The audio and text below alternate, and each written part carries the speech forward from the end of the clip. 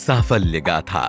કુદરતે માણસને જળનો અખૂટ ભંડાર આપ્યો છે, પણ માણસે કુદરતને શું આપ્યું? અમદાવાદ મ્યુનિસિપલ કોર્પોરેશને શરૂ કરેલ પર્કોલેશન વેલ બનાવવાની કામગીરી એ કુદરતની સંપદા કુદરતને અર્પણ કરવાની અનોખી પહેલ છે.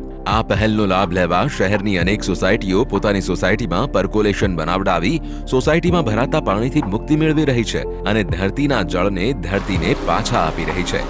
જેમની સોસાયટીમાં પર્કોલેશન વેલ બનાવવામાં આવ્યા છે તે શું કહે છે?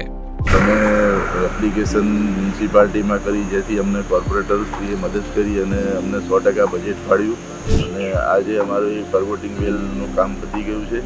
અમારી સોસાયટી નીચાણવાળા વિસ્તારમાં છે, એટલે ચોમાસામાં પાણી ભરાય છે અને લગભગ આગળના ઘરે એટલા સુધી પાણી આવી જાય છે, એટલે આ પર્કોલેટેડ વેલથી પાણી એમાં જશે તેનાથી અમને બહુ સારો ફાયદો થશે. અમારો જે આખો કોમ્પ્લેક્સ હતો એ ગાડીઓનું પાર્કિંગ કરવામાં વપરાતો હતો અને એ જ પાર્કિંગની જગ્યામાં જ અમારે આ વેલ બનાવવાનો છે અને બનાવ્યા પછીથી સહેજ પણ જગ્યા અમારી નકામી જવાઈ નથી.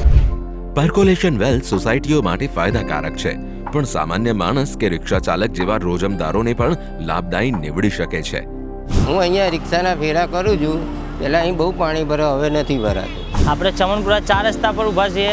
પહેલાં ચમનપુરા 4 રસ્તા પર પાણી એકલા ભરાતું હતું. હવે એક કૂવો બનાવ્યા પછી પાણી નથી ભરાતું, 2-3 કલાકમાં ઉતરી જાય છે.